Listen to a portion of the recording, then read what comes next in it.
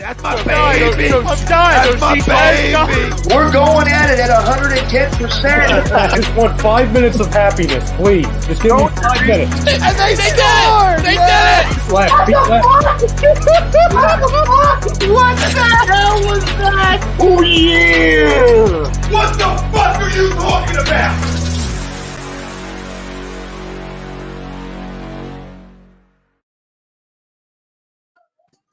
Good evening, everyone. It's Monday night, and welcome to the Sports Hounds exclusively on A2DRadio.com. I'm Rob Brinkman. He's Brad Ryer. Joining us tonight from the Flight Zone, Mr. Evan Taylor. Evan, welcome to the program. Glad to have you with us. We're streaming live Facebook, YouTube, Twitter, Periscope, Instagram, Twitch. You miss us, download us, podcast form, Spreaker, Spotify, Google Play, iTunes, iHeartRadio, Takeover Talk. A2D Radio is everywhere. Hit that like button. Hit that subscribe button. Turn those notifications on. Don't miss a damn thing here on A2D Radio. We got the draft coming up. We got the Sixers playing the Thunder. The Knicks are in a battle with the Suns. Knicks playing really good basketball right now. Phillies are live. We got a full slate in the MLB. We got a lot to talk about. But first and foremost, it is the draft. Our poll question tonight brought to you by our doc. Make them yours too. Dr. Paul Waddell of Specialized Physical Therapy. 2 convenient locations in Burlington and Cherry Hill. He's our doc. Make him yours too. That's Dr. Paul Waddell at Specialized Physical Therapy.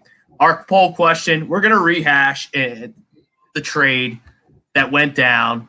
That feels like months ago at this point with all the talk about the trade, the draft, excuse me. The Eagles were smart to trade back from 6 to 12. Everyone already knows that I hate it, but I'm going to tell everyone again how much I hate it and why. It's stupid. It's asinine. You have by far the worst playmakers in the entire league, and I don't even think it's close. Not even close. You don't have guys who can run routes, let alone get open and catch the ball. You have 2, I think Pitts and Jamar Chase are just a slightly tier above Waddle and Smith. So you're sitting there at 6. The first 3 are going to be quarterbacks. I do think there's a drop off. I do think the Bama guys are just a click below Pitts and Jamar Chase. But you stay at 6. You're pretty much guaranteed to get Pitts or Chase. Guaranteed. That instantly helps your football team. That instantly helps your young quarterback who you need to find out quick if he's your guy or not, because you have 3 first-round picks next year that if he's not your guy, then you can either make him move up the board, you can use one of those picks to pick a quarterback next year. So you move down for no reason at all. 2 months early, by the way. So let's say you get the 6. Let's say Pitts goes 4 to Atlanta or whoever trades up for Pitts. And then Cincinnati takes Jamar Chase, a Joe Burrow's college teammate, which would be a dumb pick because they need an offensive lineman. And you're sitting there at 6. You can either take Penei Sewell, who's the best left tackle in the draft, never a bad pick.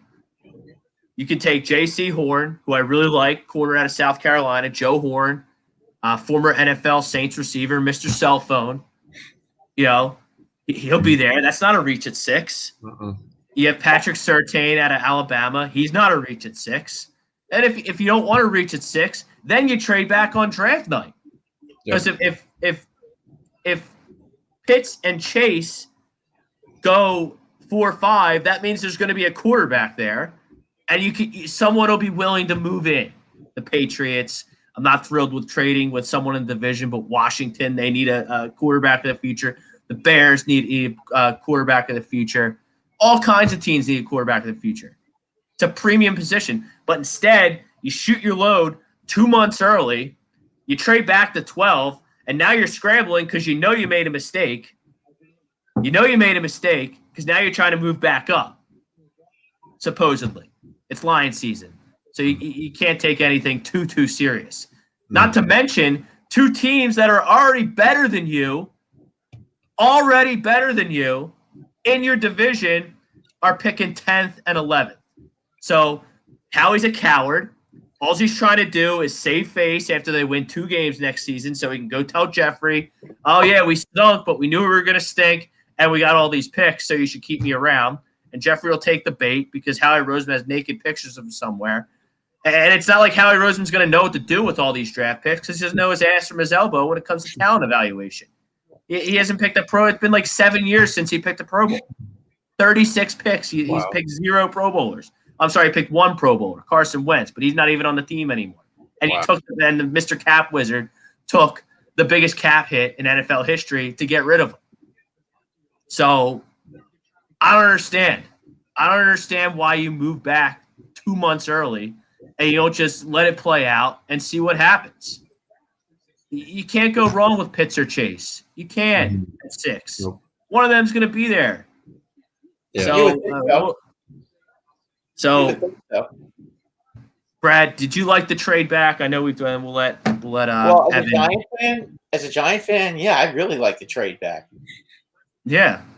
You basically guaranteed us that we're going to either get our defensive end or we're going to get Devontae Smith, because every mock draft I've seen is either going to be Pay or it's going to be Smith. So and you know what, I'm okay either way. So I'll take another real good wide receiver on the team. Why not? I don't understand why. I don't understand why you do it. I don't understand why you do it 2 months early, Evan. I don't get it. Yeah, it's actually, it was kind of stupid to have 2 months early, especially since there's teams in your division that can literally smoke screen you. There's 2 of them right before you pick. We've got smoke screen the last 2 years, and it's just been shitty drafting all around. And I 100% agree, though. I don't know if I would call it really stupid, but I guess there's something, like there has to be something behind it. We may move back up, I heard. So Jake's saying too. But there's also talk we might move back, trading with the Patriots. Don't believe anything you hear, because everybody right now, all the GMs are a lot of people now are born liars. Okay, they want to talk into existence. It's lying season, so nobody tells the truth. So you don't really know what's going on. That's the whole thing. Yeah, they might do this, they might do that. I've heard that the Giants might trade down because they think that the defensive end might be there at 15 or 16. You know, and they're going to trade with New England. And I think knowing Dave Gettleman, when Dave Gettleman wants somebody, he doesn't care if it's a reach or if it's the right pick. He doesn't care. He's just going to go and he's going to pick who he wants to care. Hell be damned, and fans be damned. Doesn't care. That's what he did with Daniel Jones. Mm-hmm. You know, I mean, he didn't care. Everybody thought that he was not going to be the first quarterback selected. You know, it wasn't going to be him, but it was at 6. And you know what? Maybe it was the right choice. It definitely was better than Haskins, because at least Daniel Jones looks like he has some ability. And one thing he has that Haskins does not have is a big heart, and he's not afraid, and he's not afraid to get hit either. So I'll give him that. Now let's see what happens when he's got some weapons this year, because that he does have. Yep. Brian Daly, there's no guarantee that Pitts or Chase will be there at 6. Okay, that's fine. If you get the 6 and neither of those guys are there, then you can take Waddle, Smith, Surtain, Chase, Penei Sewell. There's all kinds of guys. You're not getting Penei Sewell at 12. You're not getting Horn. I don't think you're going to get Horn or Surtain at 12. I don't think you're getting Waddle or Smith at 12 either. I mean, the Cowboys would take Surtain in a second if he or Chase Horn. That long. Yeah, the Cowboys are going to draft a good defensive player. They need a top defensive player of their team. I mean, it's not any secret there. So, you know, that is pretty much in stone. Yeah, the Giants, if one of those receivers are going to be there, they're going to grab one of those receivers, or they're going to get the defensive end. That's pretty much set in stone. I mean, that's a Gettleman move to pick an edge rusher, pick a big guy. Yeah, it wouldn't surprise me if they took an offensive tackle either. It's a reach. According to what I hear, he should be going at 16 or 17. So getting him at 12 might be a reach. But you know, how else is he going to get him? That's the thing. The Giants, if they want to finish off their defense, they had to let Tomlinson go, unfortunately, because they didn't have enough cap space, even though they went and spent money on everybody and their mother this summer. For some reason, they let Dalvin Tomlinson go. So, I mean, my whole theory is, okay, if they let him go, that they're going to draft another edge rusher. I mean, it just makes sense to me. I mean, they got Galladay.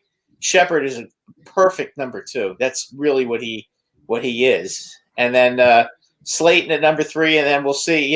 Mr. Hands of Stone Ingram is gonna be your tight end. So we'll see what happens there. But and then you got the Cowboys. They're gonna draft the best defensive player available. Yep. And they're gonna be real tough to beat. And then Dak is gonna be Dak. He's gonna be probably at full strength by the time the season starts. Or if not, maybe he'll miss the first couple of games at worst. Yeah. And they have 11 picks, and you have 2 first-rounders coming next year already because Carson Wentz is going to kill it in Indianapolis. So to trade again with Miami and get an extra first-round pick when you can't draft, I mean, I can't really get excited about that. Yeah. I just can't. Mm-hmm. And then you look at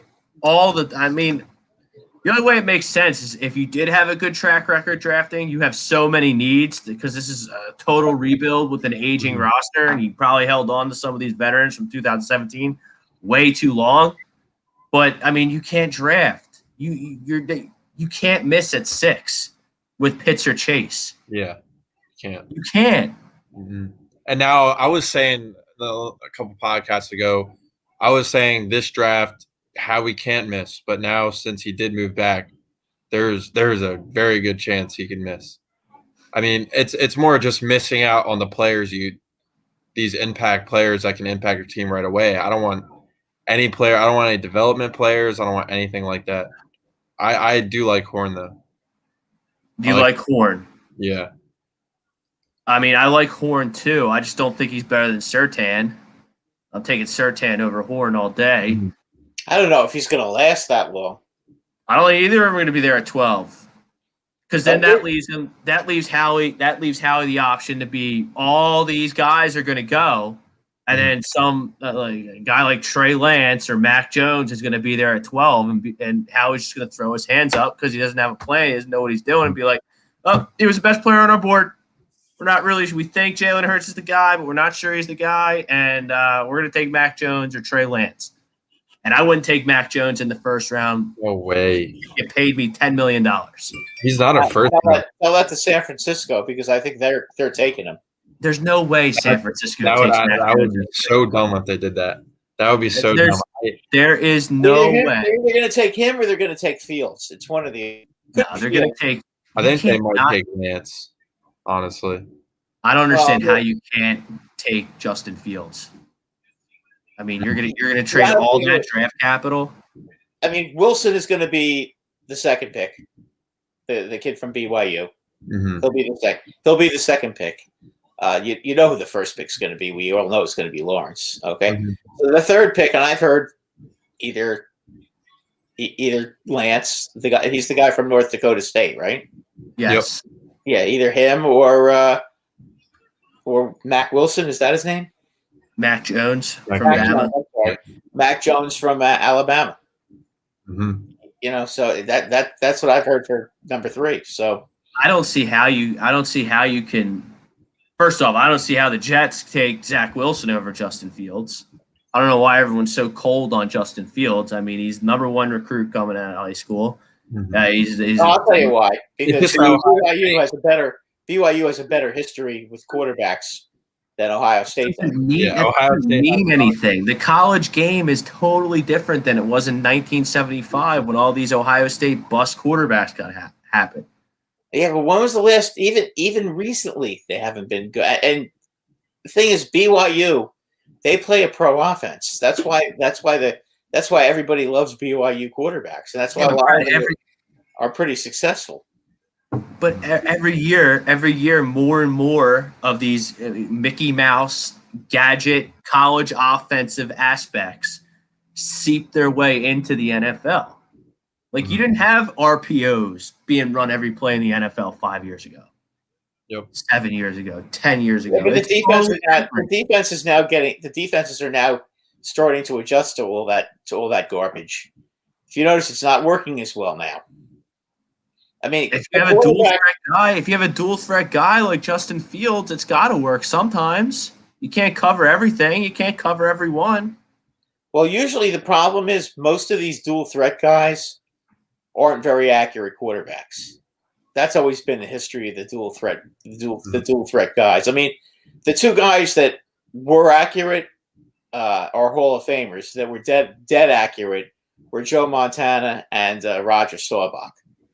I mean, those are two guys who could run anytime they wanted to run and get 30, 40 yards running, or when they were deadly accurate passing. Yeah. So, I agree. You got like Kyler Murray and Lamar Jackson. They're not accurate. They're not. No. Yep. They're also shrimps. They're also puny. They're not. Justin Fields 6'3". Mm-hmm. Justin Fields is 220 pounds. Mm-hmm. Like, Justin Fields is a prototype sized quarterback who can run. Who runs a 4.5. Yeah, but so I don't see how the Jets. I don't understand how the Jets pass on him for Zach Wilson. Yeah, but look at Cam. Look at Cam. What ended up happening with him? Look at Dante Culpepper. Okay, and Dante Culpepper, if he would have stayed healthy, may have been one of the greatest quarterbacks of all time. I mean, I think that guy, when he first came into the league, he was virtually unstoppable. You know, and he could run, and he was a 240-pound. He was a 240-pound quarterback that you couldn't tackle, and he was fast as hell, and he was accurate. But then he hurt his knee. You know, I mean, all these guys that are dual threats. Robert Griffin III. You know, he was accurate and he could run, but guess what? He got hurt. All these guys, these running quarterbacks, they ended up getting hurt. Yep. I mean, really, the only one that was really able to avoid injury was Vic, and Vic wasn't really all that accurate a passer. And they're only a couple year guys. Like, once they get older, they're not going to be able to run like that, and then they become virtually useless. So. I mean, Andrew Luck too. Even though Andrew Luck was a great Andrew Luck, if he didn't get hurt, could have maybe been one of the great quarterbacks of all time as well. Because he could run. He could really run when he wanted to run. You know, and he had a great arm and he was very accurate. But these quarterbacks that go out there and run, they always get hurt. Mm-hmm. So Wentz too. The NFL so trigger happy on the run, and then he got hurt. Yeah, you know what? Jalen Hurts. You think he's going to last the whole season? The way he plays? I don't know. He's small. He's going to get killed. I mean, I don't care how much weight he can lift. He's going to get killed. Especially if he starts running. And he's going to be running for his life with that offensive line. Because you got a bunch of old farts now on the offensive line. And it's not going to work for them. No. You know, and the ones that are still good are getting old and they won't last the whole season because they're always getting brittle and hurt now. Yep. I just hope we don't re-sign Peters too. I really hope not. Oh yeah, he'll last like 3 games this year. He goes out like every third play and he's always grabbing something. So he's grabbing his arm or his dick or his something, and then he's out for the rest of the game. When you're that age and an offensive lineman, what do you expect? Yeah. But I feel like that's the Eagles' fault. I mean, they're paying him a lot. The guy's old. He's old. Yeah. Offensive line is for the young. It's not for old guys. Mm-hmm. You know, I mean, if you're going to have a guy like that, you bring him in on third down for the pass rush. Mm-hmm. Or if you want to bring him in maybe on first down, on a down that you're planning to run the ball, you bring him in. Yep. You know, he's not an every down player. Wow. But then you can't really do games like that because then you dictate to the defense what type of play you're going to run. Mm-hmm. Well, exactly. That's the whole point. That's the problem. Mm-hmm. But the Eagles, they need to get younger across the board. They need to get more athletic across the board.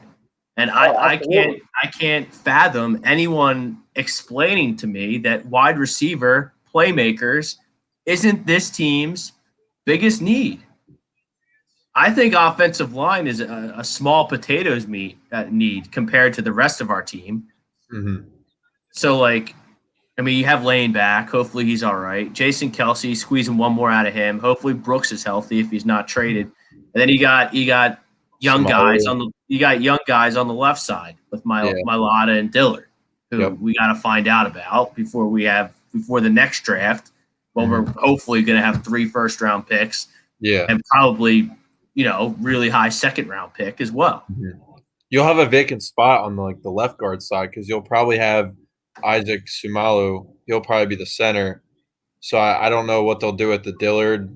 Maybe convert one to a guard. I mean, Dillard, he's not that big compared to the other guy. Like compared to Mailata, he's not as big as him. No, Dillard's a stiff and Dillard's soft. Yeah. But I guess you owe it to yourself to figure out what you got. Because maybe he'll be good, fingers crossed, and you have a gem at left tackle for the next 10 years. Mm-hmm. Hopefully. Probably not, though. Yeah. Because Howie picked him and Howie traded up to get him. And then you look at this, you're gonna tell me you're gonna get a fair evaluation of Jalen Hurts as a franchise quarterback with Jalen Reagor, JJ Arcega-Whiteside, and Greg Ward as your main playmakers. No way. Dallas Goddard, in my opinion, I don't know how you guys feel about Dallas Goddard on your show, but he's super overrated by this fan base. He's hurt all the time. Mm-hmm. He hasn't shown me anything that he can be a game-changing tight end that we see across the league, like Kyle Pitts would be. Mm-hmm. Kyle Pitts is a much better talent than Dallas Goddard. Mm-hmm. Way better. I feel like we compared him his year when we had a lot of good players around him, and then compared to now when we have no players around him, he's getting doubled almost every time. So it's a hard one to say because, like you said, we can't really develop. We don't know how these players are if they were to have good competent players around them. Because JJ Arcega-Whiteside, Jalen Reagor, those guys wouldn't even make some of the other rosters with the way they played last year. I mean, credit to them. Some of them were hurt, but Arcega-Whiteside, why is he even still on the team? He should have been cut. Second round pick, and Howie thinks he's good. Should have been cut after last year. He gives you nothing. That's that group. Yeah, he's bad. You only have one cornerback on this football team, Darius Slay. Yep. You make a decent signing with Anthony Harris out of Minnesota. He'll start at safety, but I mean, what did McLeod tear his ACL? He tore it was week 13. He's not going to be ready to go. No. And then you have Kevion Wallace. I mean, he's going to make a jump. Maybe he can make a jump with Gannon as the defensive coordinator. I don't know. But I see nothing at second corner, and we haven't had a linebacker in 5 years that can play. Yeah. Well, I wouldn't be mad with the draft linebackers. Yeah. Well, that's why Parsons would make a lot of sense at 12. Yep. He should be there too. I feel like you could move back to 15 if anything with the Patriots was actually a thing. You could move back and probably still get Parsons. Or I don't know if you guys like Farley. I don't like Farley because of his back. He seems like a good enough player. He's healthy, but I'm not taking a 21-year-old with a bad back. It's only going to get worse. I mean, I don't know if any of you have ever hurt your back before, but it's not fun. It doesn't get better. No, and it doesn't get better, especially if you're a football player. Mm-hmm. But what are we doing? Just take the guy at 12, because then they're going to play these games, and then they're going to try and trade back, and then someone will swoop in and take Parsons the pick before, and then they're going to be left, with their thumb up their ass, not knowing what to do, and that's when you take Sidney Jones and you take JJ Arcega-Whiteside and you trade up for Dillard. That guy Jerry. Yeah, you take Jalen Reagor over Justin Jefferson. When anyone who's watched the second, all you had to do is Chase Robbins, who's 10 years old. He shared his bracket with us on his show. He could watch one YouTube video and say, "Yep, we'll take Justin Jefferson over Reagor, and we're good." The guy who had 5 touchdowns in the championship. He had 5 touchdowns in the championship too. That's crazy. And then, like, I don't want to see them trade. You got enough picks coming. You don't need more picks, especially when you don't know what you're doing. What are they going to do? If they trade back, they could get a third. From what I heard, if they go down to like 15, from 12 to 15, supposedly it's like a third-round pick you can get for doing that, an extra third-round pick.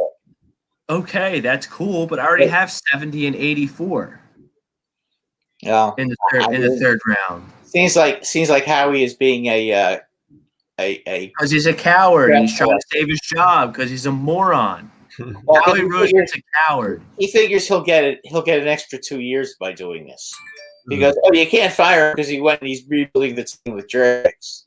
And then after he screwed up the draft next year, and he'll still get another 2 years to see if those guys pan out. So he's trying to buy himself an extra 3 years. And Jeffrey Lurie is stupid enough to fall for it. So it's going to be it could be a long wait. All right, let me tell you about a new sponsor. Looking to buy or sell a home, looking for a changing career or brokerage, contact Alan Foy of eXp Realty LLC at 302-682-8820. You can visit him at alan.foy@exprealty.com. Everyone check it out on YouTube. Close out that chat. Hit that like button. Hit that subscribe button. Get to some comments here. I think with the players now in that draft, I feel like anybody we draft will be a starter. I have pretty good confidence. Like anybody we draft at 12, just because we need so many things, they'll probably be a starter. Yeah, and then like it's not an edge rusher draft. Doesn't seem to be anyway. Mm-hmm. No, but, like you could use one of them. So Howie can't be tempted there. If he's looking for an edge rusher, the best one is going to end up going to the Giants because the Giants want an edge rusher. So I like Jalen Phillips. Pay is good, and now the Giants seem to like Pay. So I mean that just I keep hearing that name. So either way, whoever the Giants think is the best edge rusher is probably going to be who they pick. I don't think they're going to pick Dave Smith. Oh, I wouldn't mind seeing it in blue, but I just have a feeling since they spent all that money on Galladay that they're going to stick to their guns and try to finish off their defense. Mm-hmm. Brian Daly, he agrees with the poll. They are in win now mode right now. They're not in win. It's a retooling season. Plus, you have 3 first-round picks next season. I mean, like, okay, but like, look at the way every draft is different. Like some drafts, there's a lot of guys that can help step in and help you. I don't think this is one of those drafts at all. So, like, when you trade 6 2 months before you should trade 6, and you turn your nose up at Jamar Chase and Penei Sewell, I have a hard time getting behind that. Especially when you have all those picks coming and the cap space coming. This should be one down year. You should figure out who's garbage and who's not this year. Then next year you have the cap space and the draft picks. Like you should be, especially when everyone makes the playoffs now in the NFL because it's participation trophy society left and right. You can't tell me that after one down season, which is going to be next year, and it's going to be bad for Eagles fans next season because the Giants are really good. Washington won this division last year, and Dallas is getting their franchise quarterback back. It's going to be really tough to win games. This isn't going to be the NFC East like it was last year. It's going to be a hard division to win games. And then you're playing all these teams that you just got no talent. But you should have one down year. You should go like 2 however many games they play. I don't even know how many games, but 2-15 this year. Mm-hmm. Then you should jump up to 8-8, 7-9, 8-8, which the Bears made the last wild card last year at 8-8. At 8-8, yeah. You could make the playoffs. You could make the playoffs at 8-8 when in a league which I hate that everyone makes the playoffs. You have this stupid super wild card weekend, and it's a bunch of nonsense. Yeah. And then after that, 3-4 years from now, you should be contending for a championship again. Mm-hmm. A lot of that has to do with Hurts. A lot of that has to do with Sirianni. I think Nick Sirianni is going to do well. Now everyone likes to get on Nick Sirianni because he's a little bit of a dork, and he's not great with the media. But I mean, what are we talking about here? Was Doug Peterson some savant with the media that I missed? He was booming it up all the time. Yeah, all the time. And this guy won't be hated by the media. What do you expect their record to be next year? Who? The Eagles. What do you I think they win 5 games. 2-15. Yeah, I would say 4-13. Yeah, 2-15. Like it's going to be tragic. Yeah. It's going to be not good, but you know, you got to find some guys. Mm-hmm. And Brad, I know we're talking about the Eagles, but I mean the Giants, if the Giants get Pye or Phillips or the other guy you were talking about last week, I can't remember his name. Jalen Phillips from Miami. Yeah. Mm-hmm. He gets hurt a lot though. I mean, that's probably why they're talking. I don't know. That's probably why they're talking about Pye then. But yeah, because he's a Big Ten guy. Well, they're usually good. They're usually, I mean, yeah. Big Ten is usually pretty good with offensive linemen and defensive linemen. Generally speaking, you know. Mm-hmm. I mean, I prefer guys from the SEC because the SEC, that's where all the pros are. Yeah, they're bred to play football down. Yeah, exactly. They are all professional players in that league. So, but the Big Ten usually has good offensive linemen in their team, in their league, and good defensive linemen. That's usually what they specialize in. So, like expectations, if you guys make a fan-friendly selection at what do you guys have, 10 or 11? You have 11, right? Dallas. We have 11. I mean, expectations are going to be sky high in New York going into next season. I don't think they're going to be sky high. I think a lot of us are looking at 10-7, 9-8. Mm-hmm. I mean, there's still the Giants. I mean, so you guys as a fan base don't believe in Daniel Jones. No, it's not. It's not that. It's idiot. Maybe I'm just an idiot because I believe in these guys like Drew Lock and Daniel Jones for way too long. It's not that we don't believe in him. Okay, we want to see it first. You know, after year one, shown you enough. You don't think he's shown you enough that he could possibly? Yeah, but he fumbles a lot. That's the problem. I mean, he's got to fix that. That's something that he has got to fix. You have to hold on to the football. You can't. I don't see Daniel Jones as being. I like in 5 years. I don't even see him being a starter on any team.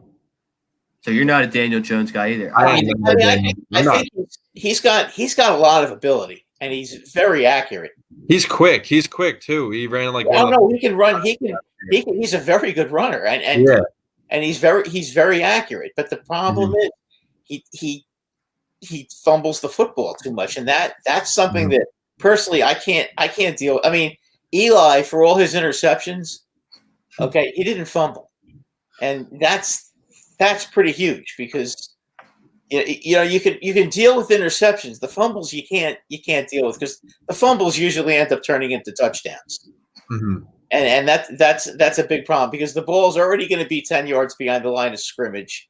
And it's going to be loose. And if somebody picks it up, there's nobody back there to tackle. You know, an interception, you know, maybe the guy runs, you know, the ball's going to be thrown 15, 20 yards down the field. It's not tragic with an interception. Usually when the quarterback fumbles, it's a tragic situation. Now, I think the Giants really their season this year is really going to rely on how Saquon comes back. If he's doing really good, I think he's got it. They got it. They have to have him back, and he's got to be healthy. I mean, you know, it's funny because on Saturday they had a replay of a Tampa Bay Giant game from 2018. I think Barkley had like 140 yards rushing that game, and you know what? He didn't sit in the backfield looking around trying to go to the outside and score touchdowns in every play. He would go right up the middle and pick up 3-4 yards and then bust one. Saquon Barkley's going to be fine. Well, he's going to be the key to the team because you know what? If he runs the ball, okay, then they won't be able to put they're going to have to put 8 guys in the line to stop him. And if they put 8 guys in the line, and they've got these receivers who I think are going to be very good this year. If Jones takes care of the football, I think we're going to be okay. Because the one thing he doesn't do, he does not throw a lot of interceptions. He's careless with the ball. When he runs with the ball, he's careless. When he sits there waiting to throw the ball, he doesn't take the ball and keep it in a position where he won't get knocked out of his hand. That's something he's got to really learn. And you know what? I think Joe Judge will figure this out. I do have a lot of faith in him. But I'm thinking 10-7. I'm not thinking more than that. Tom Arnone's in the house. Brian Daly's in the house. Jake Friel, he agrees to the poll, but we're already moving back up. Like, it's a joke. It's just a silliness. It's just silliness. It's just silliness on top of silliness, and every article that comes out is just more silliness. If they move up, that should be grounds for dismissal.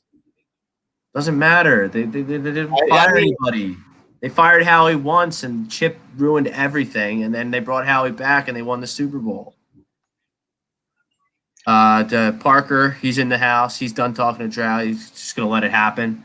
It's kind of where I was at until I was on the internet pretty much all day today looking at stuff, and I got a little bit excited, but I'm not excited about it because we're just going to open up the internet on Friday morning, and everyone's going to be talking about, like, what were the Eagles doing? What were they thinking?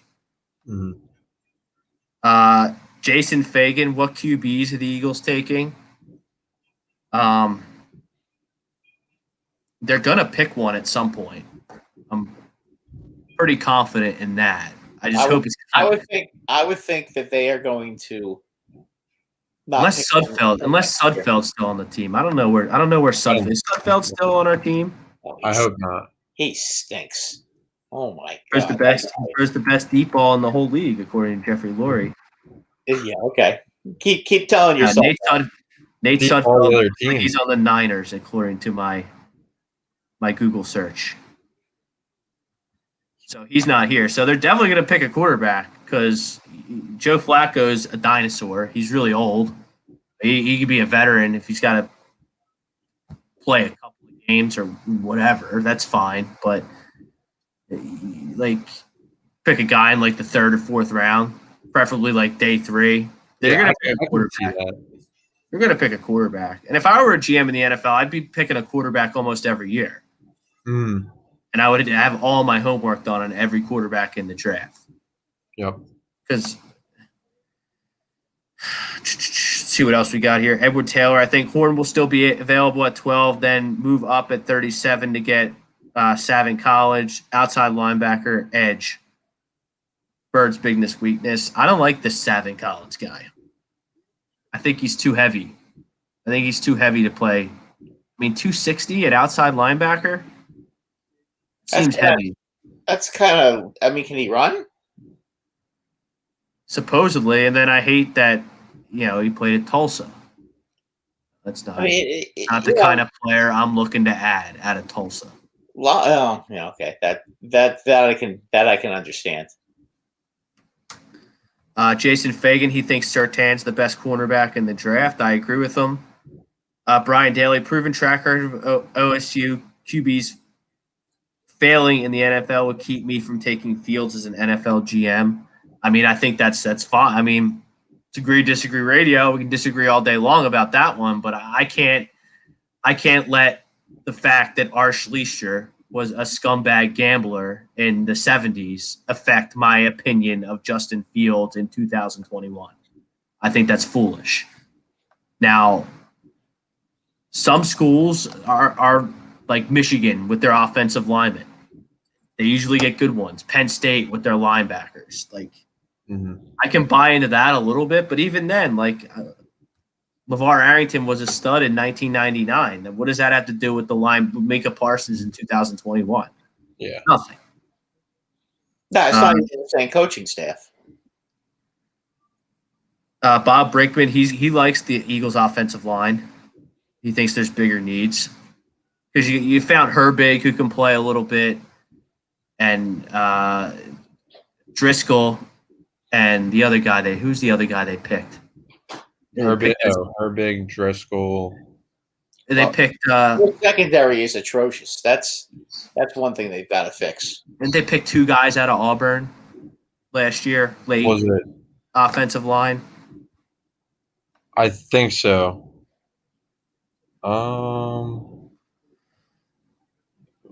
Yeah, then AK Eagles 88 checking in on YouTube. Fitzmagic is going to make that offense dangerous. I mean, Fitzmagic, he's a solid player. I don't know if he's going to make it. He's also going to have games where he takes you right out of the game too. Yeah, I mean, but yeah, he's going to lose. He's going to lose 3 or 4 games all by himself because that's just the way he plays. Because then I know we talked about the Cowboys and the Giants a lot because I think those 2 teams are slightly better than Washington going into the draft. Mm-hmm. Yeah, we drafted Prince Tago Wanghu or something. Yeah, okay, that's it. Yeah. Yeah. Can Barkley stay healthy? I think he can. I mean, guys come back from ACL tears all the time. It's 2021. The medicine out there is just phenomenal. Barkley, and he's an exercise freak, so he'll be okay. He snapped his ACL in week 3, I think it was last year. Yeah.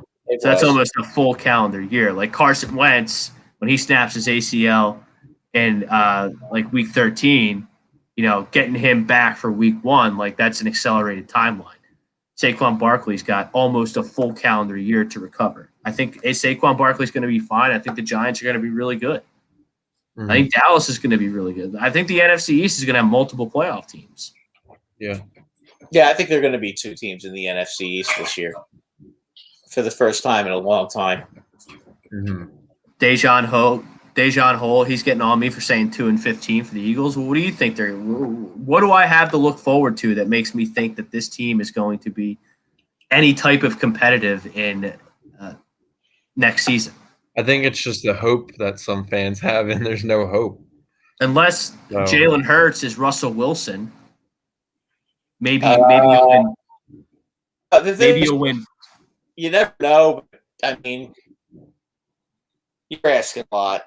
You're asking a lot of him. Even then, Russell Wilson is DK Metcalf and Tyler Lockett and Chris Carson running the ball, and he's got guys on defense. Like he's got nothing.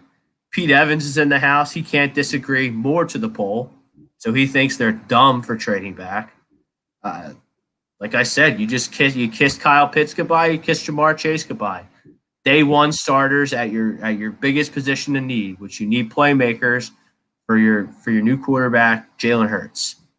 And I don't care what Nick Sirianni says that he's not committing to him. He's the quarterback next season.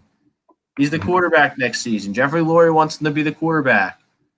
That's what's going to happen. So how many quarterbacks do you think are going to go in the top 10? I say 3. Wait. At least 3. Lawrence, Possibly. Wilson. I think 4.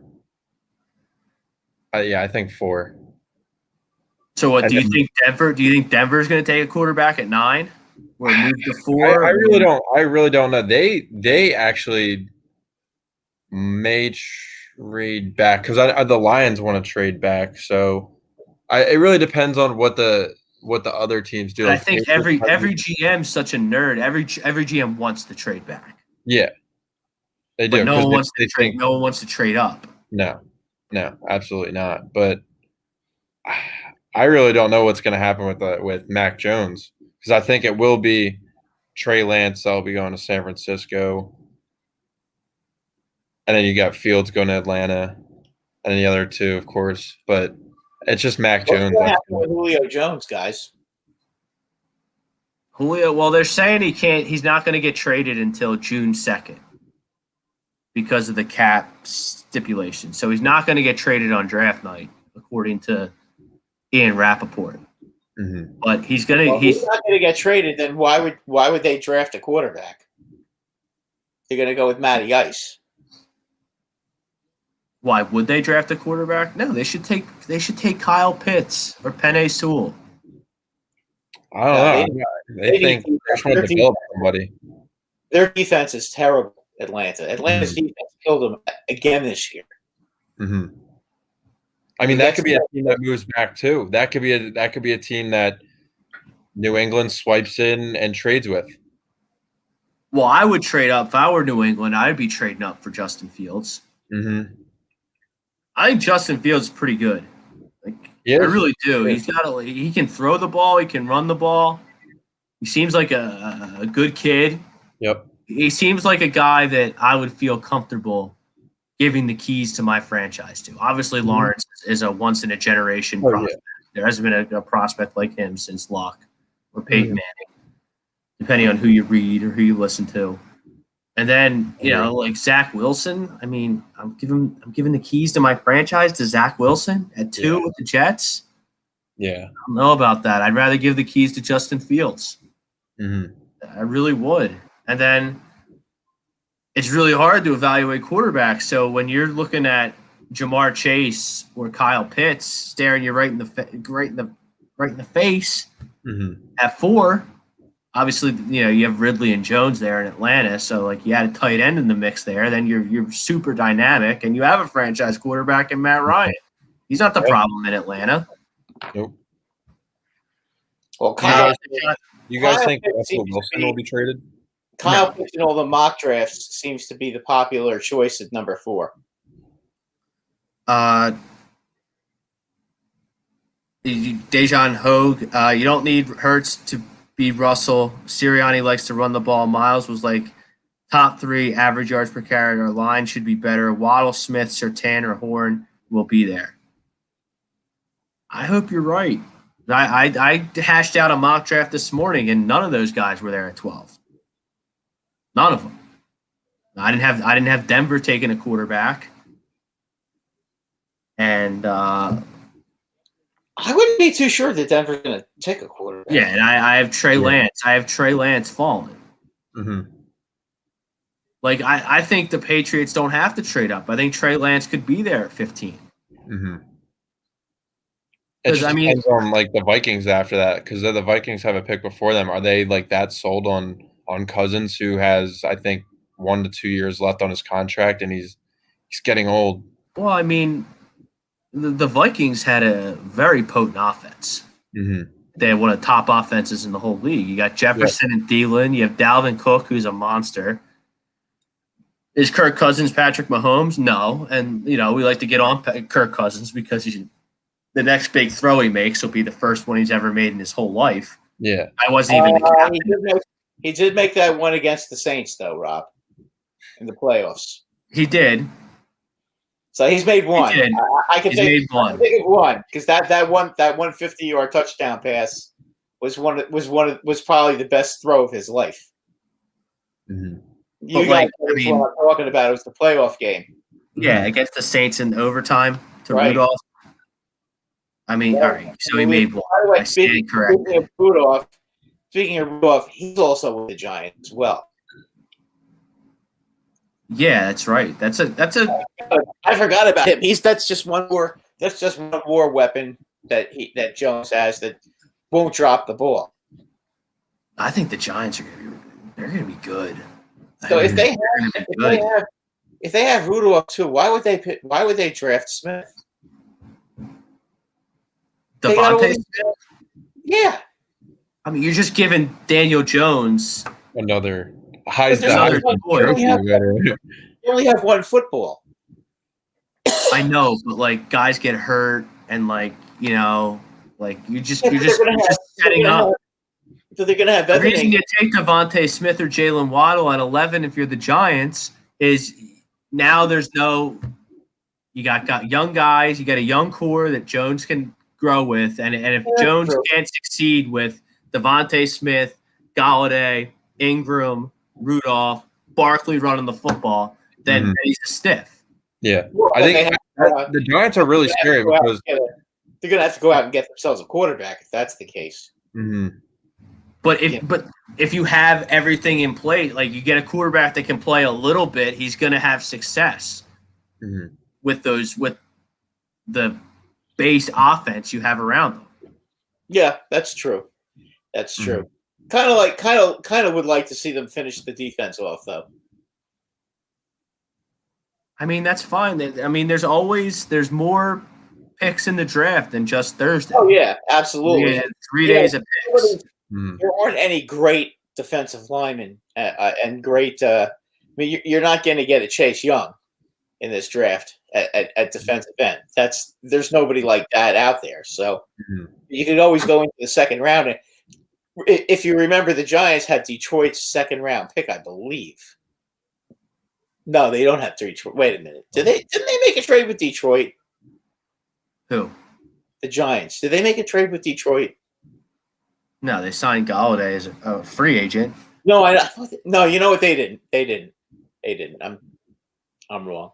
But still in the second round, they're going to have the 12th pick in the second round too. So I mean, good teams that know what they're doing get starters at the 12th pick in the second round. Yeah, absolutely. A lot of teams trade. I could see them trading up. By the way, what do you guys think about the trade the Cleveland Browns and the Kansas City Chiefs made? You mean the Ravens? I'm sorry, not the Ravens. Right. I'm sorry. I think the Ravens are out of their. I think the Ravens are out of their minds. Yeah, I don't get that at all. What was the point? It's such a stupid trade.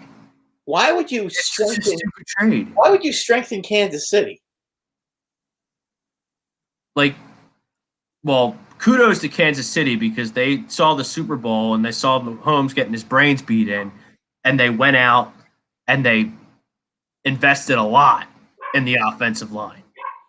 A lot in the offensive line. It doesn't make sense, though. If you're the Ravens, why would you do that? And then, you just hand the best quarterback in the league, solid left tackle, and now you have 2 first-round picks, but you gotta protect Lamar too. Yeah, but their picks are like they're the 30th picks in the draft.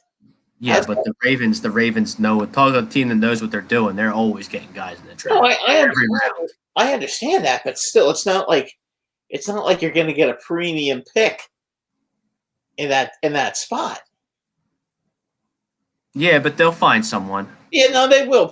In all likelihood, they always seem to. That's for sure. But I mean, it's still a big ask, though. No, am I wrong about that? And they must really like someone on the offensive line, prospect-wise, to trade your starting left tackle to the team that wins the AFC every year because they have the best coach and they have the best quarterback.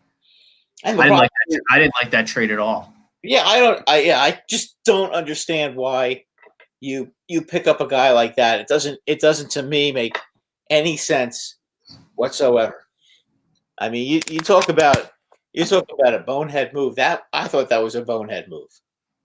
Chris Lewis called me crazy, but I'm dying to trade up for Pitts. Bring the Philly man home. I mean, Chris, I don't know if you've been paying attention, but they had the 6th pick, which they might have gotten Kyle Pitts with. If not, Jamar Chase, you get playmaker. And then, no, we're good. We'll trade back. AK Eagles 88. I think Denver trades up for Lance at 4, and then Giants trade 11 to the Pats. Pats take Mac Jones. I mean, maybe. I don't see how you can give Mac Jones the keys to your franchise at all. Well, if anybody can make chicken salad out of chicken shit, it's Bill Belichick. So defense. Josh McDaniels, the next quarterback he develops, that'll be the first quarterback he's developed. I mean, Cam's a veteran. Cam stinks. Brady. Let's be honest. Yeah, Brady. I mean, Brady, you just leave him alone. Cam is terrible. I mean, how many touchdown passes did Cam throw last year? 10? Not a lot. I mean, they were. Did he hit 10? It may have been 8. Something. It was. He probably had 10. But yeah, they need a guy. Yeah, they need a quarterback pretty badly, I would think. And Cam Newton had eight touchdowns passing last year.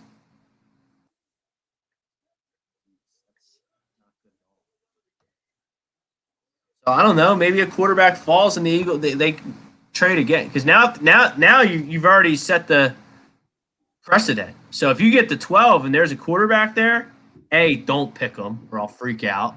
Tom said he's getting arrested if he gets. They pick a quarterback at 12. I'll be right in the cell next to him. Someone will bail us out. People tip us all the time. Like we got dollars for days. We got dollars for days. We'll get out. Mm-hmm. But then you drive up the price. Okay, New England, you want to come up a couple spots? Then because now once you trade back from 6, just trade all the way back. Mm-hmm. Keep doing it.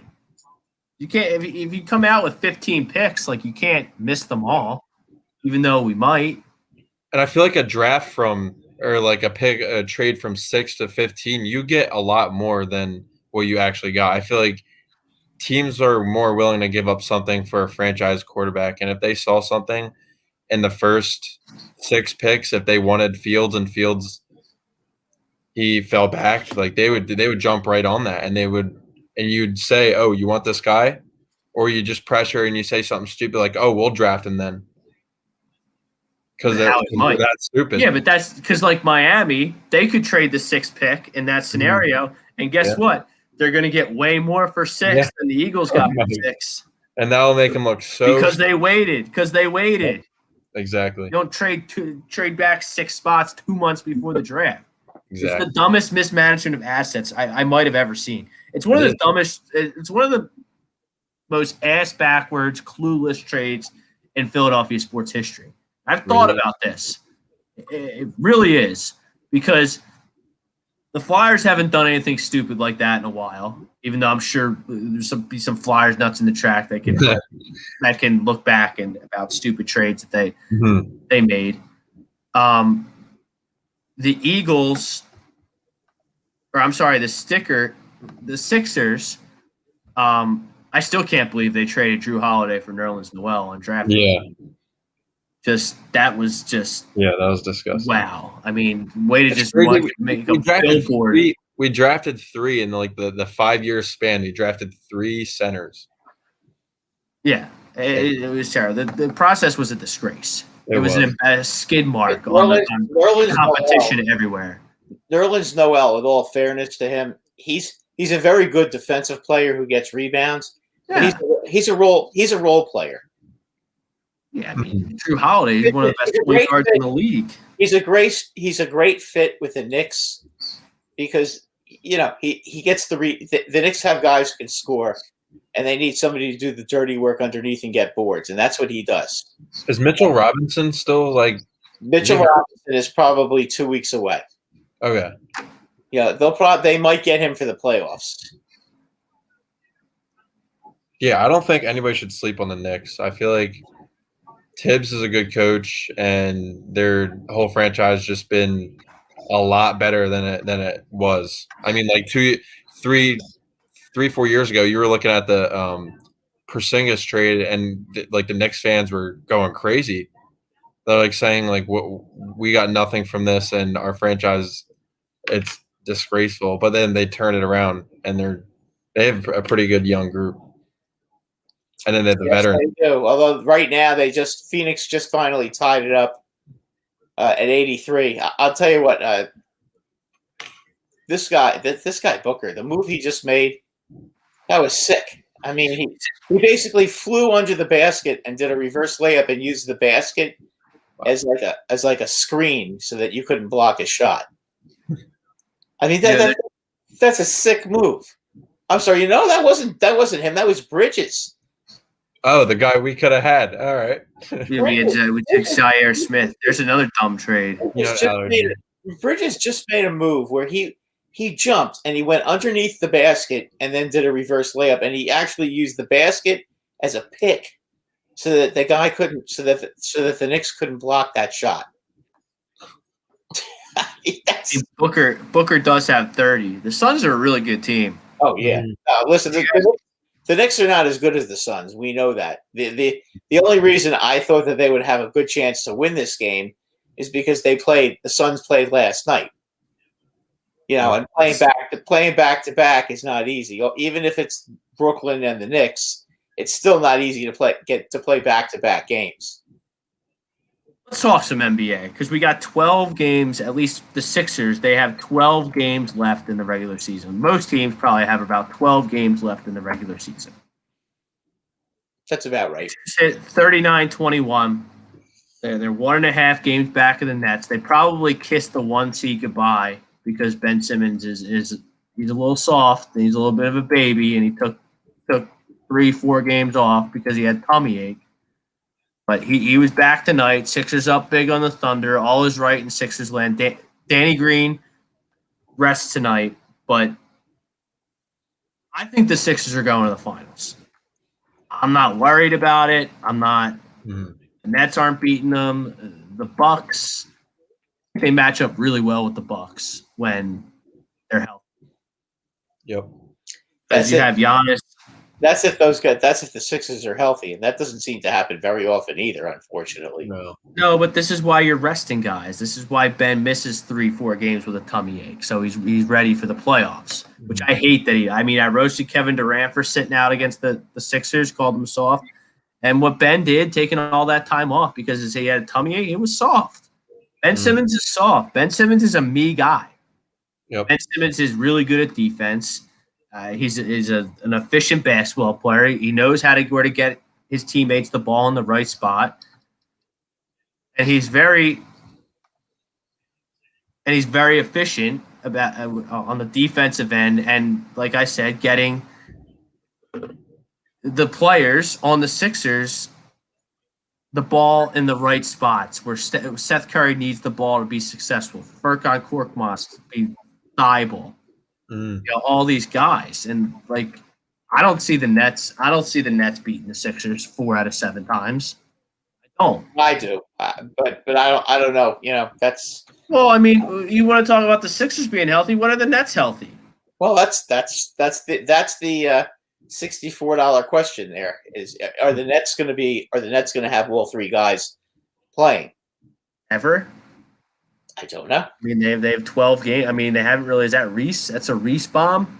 They've got now. They've got Durant playing again, and they've got Kyrie playing again. They're just waiting on Harden, and Harden has a hamstring problem. That was a straight up bomb by Reese Hoskins, upper decker. Oh, there you go. Upper decker for the Yankees. The Yankees are getting beat up by the Orioles. The Yankees stink, by the way. Yeah, I gotta tell you, they stink. It's really. To have a 2 hits in 6 innings against Matt Harvey. Are you kidding me? They strike out too. I know we're missing Luke Voigt, and Luke Voigt is a real good player. He was the home run champion last year in the major leagues, and he hits 280, and he's clutch, and he gets a lot of walks, and everybody's afraid to pitch to him. But it shouldn't be this bad. This is ridiculous what's going on with the Yankees. They scored 1 run tonight against Baltimore. Yesterday was a disgraceful loss, and that loss was Boone's fault because it was 4-3 in the 5th inning, and for some reason he brings in his little pet Nick Nelson, who should never be on a mound ever, never, ever. Okay, there was a book back in the 60s that Jim Batten wrote called Ball 4, where he basically was ripping everybody in Major League Baseball. There was one pitcher, and he used to call it the 10-run rule, and his name was Fred Talbot, and he pitched for the Yankees. And Ralph Houck used to make a joke that unless we're ahead by 10 or behind by 10, Fred Talbot doesn't take the mound. Well, that's what Nick Nelson. That's what should be going on with him. He should only be out there if the Yankees are ahead or behind by 10 runs. What does he do? He brings him into a 1-run game. The first inning he pitches. Now it's a 2-run game. Then he multiplies the problem by letting this piece of crap pitch yet another inning. He gives up 2 more runs. And, of course, he got sent down today. But you know what? For everybody who wants to support Aaron Boone, this is another example of why he's such a horrible manager. He has no clue what he's doing. We'll switch to baseball since Brad's all worked up. We'll talk about the NBA a little later again. But I talked at length to a diehard Yankees fan during the week. I forget which day, and he asked me if he thought the Yankees were going to be okay. I told him yes, because there's just too much talent there. Like once they start hitting, they're going to rattle off some games, but they're really unathletic. They don't catch the ball. Boone's an idiot, and like he was kind of a little bit miffed that I said that about Aaron Boone. They all stick up for Aaron Boone. They think that he's a good manager. Aaron Boone is one of the stupidest managers in Major League Baseball. Okay, and I'm going to give you 3 examples of why I think the man's an idiot. Yesterday with Nick Nelson was a freaking joke. Okay, that guy should never be in a game. That is the new Fred Talbot of the Yankees. You know, we used to have Sergio Mitre, who used to come in and give up 5-6 runs every time he came in. This guy Nick Nelson was like that last year, and then Boone's bringing him into close games. It just typifies how stupid this guy is. Now I'm going to go back to 2018, first year with Aaron Boone. Okay, we have a 1-1 playoff series with the Boston Red Sox. Okay, and Luis Severino is starting Game 3, which, by the way, I was at. And you look down at the bullpen at 7:25 when the game starts at 7:30. Severino's not down there warming up, and everybody's like, "Well, where's Boone?" And then you see him in front of the dugout having an interview. This asshole is having an interview. Okay, it's more important for him to have his little photo up than make sure his damn pitcher is in the bullpen warming up. What happens? Severino's gone after the 3rd inning, and the Yankees end up losing the game 16. Isn't it on Severino to know that he's supposed to be warming up a little bit? Who's the boss of the team? Yeah, but at what point is it on Luis Severino to be like, I got to get myself ready? Like, I have to tell Luis Severino to start warming up for a playoff game? Oh, maybe you could make that argument, but you know what I'm going to say? The manager is responsible to make sure everybody is where they're supposed to be. Okay? I mean, that's a manager's job to make sure that the players are doing what they're supposed to be doing and not having interviews before the game. Okay? If he wants to do an interview before the game, tape it an hour before the game.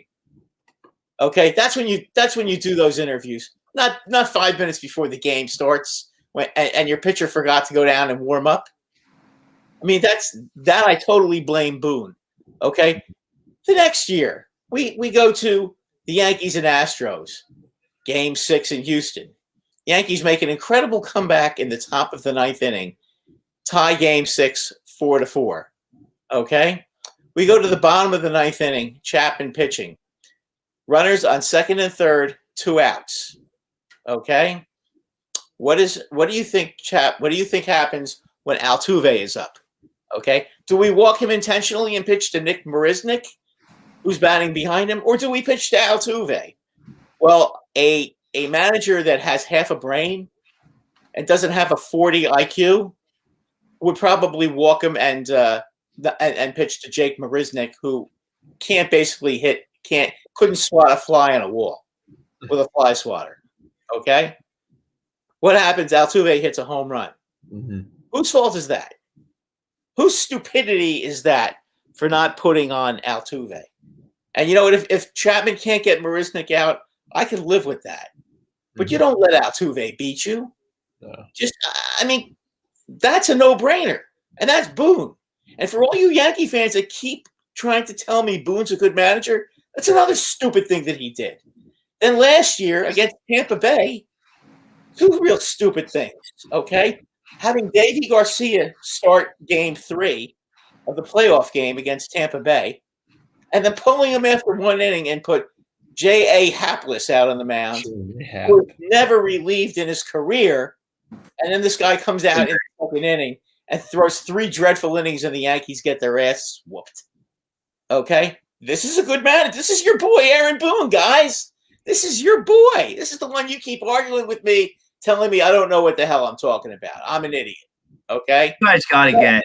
No, I'm not going for that. And then in game 5, the clincher, in the 9th inning, we have guys on the bench who could hit. Either you want to have Gary Sanchez up, you want to have Clint Frazier up. Who do we allow to hit in the 9th inning? A guy who didn't hit the ball out of the infield all season. Mr. Mike Ford, who, by the way, stinks. Batted 120 last year. He let him bat in the 9th inning. He didn't pinch hit for the guy. And his reason, we don't want a righty hitting against a righty. You guys think Aaron Boone is smart? Okay, go ahead. Give me one excuse about all that. That's 3 playoff situations. And if you watched the game yesterday, you wanted to punch Boone in the face for bringing in Nick Nelson. And then he pitches the 2nd inning after he gets ass beaten the first inning he pitched. I mean, come on. I mean, I just can't believe Yankee fans are that dumb. I can't defend Aaron Boone. I don't think he's a good manager. I've said this. He's one of the dumbest human beings I've ever seen. But you got to get Gleyber Torres going. Well, Torres, you got to get him off short. I don't know what the issue is with Gleyber Torres. The problem is he can't play shortstop. He can't play. Not good enough to play shortstop, and he's not mentally strong enough. Apparently, not mentally strong enough to separate offense and defense. He's bringing his defensive struggles to the plate. You got to get him hitting because he's athletic. Like, he can make stuff happen. Like, he's a very listen. There's a very high talent ceiling with him. He's a ultimately talented player. I mean, I'm totally not understanding what's going on there. It's ridiculous how bad he's been.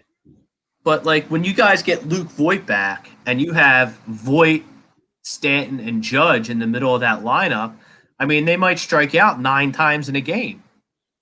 Yeah, but they also might hit with Voit back there. You're liable to get 2 or 3 home runs a game from that group. That's true. The problem is if Judge hits ahead of Stanton, okay, Stanton has an advantage. If Stanton hits ahead of Judge, okay, then the Stanton has the advantage. If Judge hits in front of Stanton, Judge has the advantage. If you put Voit in the middle of that, or at the end of that, okay, he's protecting both these guys, and these guys are going to get more fastballs. Because ultimately, Voit, out of all 3 of them, is probably the best pure hitter out of all 3 of them. Voit is going to give you between 280 and 300 as a batting average. Voigt's a real good hitter, and they're desperately missing that.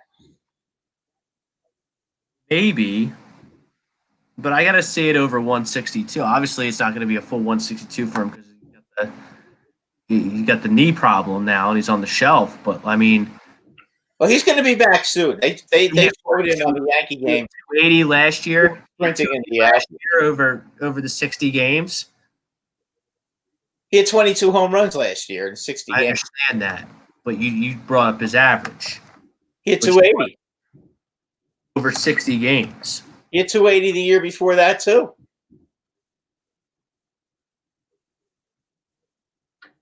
Yeah, and he's been like when he comes back.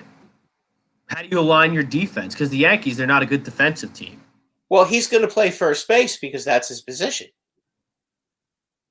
And then what? You put DJ goes to second. Glaber's going to stay at short. And Urshela's going to play third. You can't. You got to get Torres off. You got to get him off short. Well, they might, but they're not going to do it this year. Maybe you trade a guy like Urshela, or maybe you move him to the bench. Who's going to play third base then? Torres. Torres hasn't played third base since the minors, though. He can't play short. Mm-hmm. He can't. The only way you could do that. You cannot win a championship with a player the defensive caliber of Gleyber Torres at shortstop. You can't win a championship like that. You can't.